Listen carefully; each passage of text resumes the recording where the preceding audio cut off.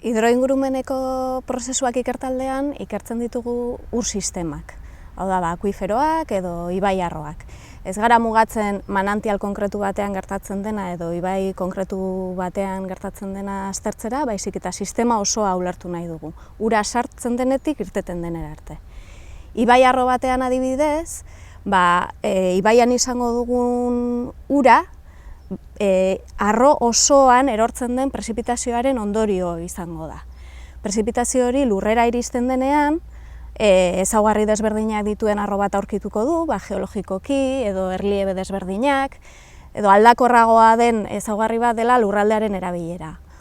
Horien arabera, urak egingo dituen bideak desberdinak izango dira, eta beraz, ibai horretan izango dugun hidrograma edo emarien banaketa urtean zehar desberdinak izango dira ere. Evapotranspirazioa banatzeko oso zailak diren bi prozesuen batura da.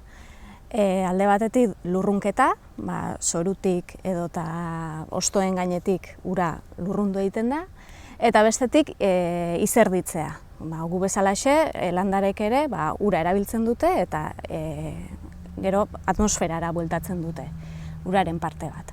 Orduan, bi hauen baturari deitzen zaio evapotranspirazioa. Eta noski oso lotuta dago landaretza motarekin. Landaretza mota desberdinek ur kantitate desberdinak erabiltzen dituztelako prozesu hauetan.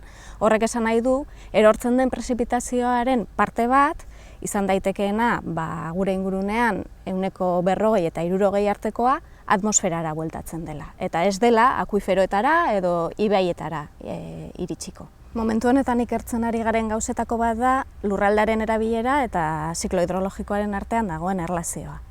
Badakigu landaretza mota desberdinek ur kantitate desberdinak kontsumitzen dituztela, adibidez larre batek ur gutxiago kontsumituko du baso batek baino, eta sastrakadia tartean egon daiteke.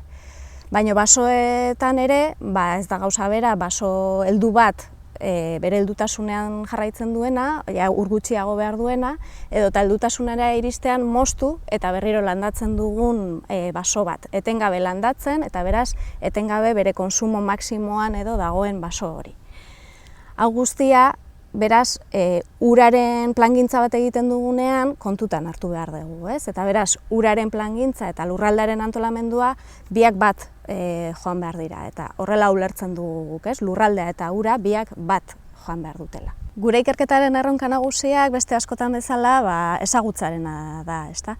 Beste hainbat lekutan ere egiten dira gure bezalako ikerketak eta ikusi duguna da emaitzak oso aldakorrak direla leku batetik bestera eta beraz lekuko ezaugarriek eragin handia daukatela.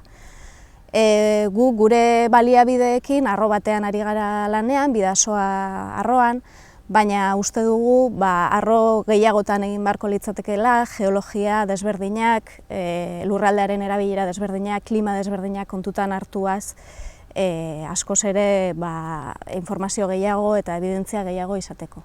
Honek apustu sendo bat eskatzen du, baina bestalde aurrera begira lurraldearen antolamendua egiterakoan hartu beharreko erabakiak ebidentzia zientifikoan oinarrituta egongo lirateke, bai hornidurarako, bai ekosistemak mantenurako, edo aisialdirako beharrezko den ur guzti hori kontutan hartuko litzateke.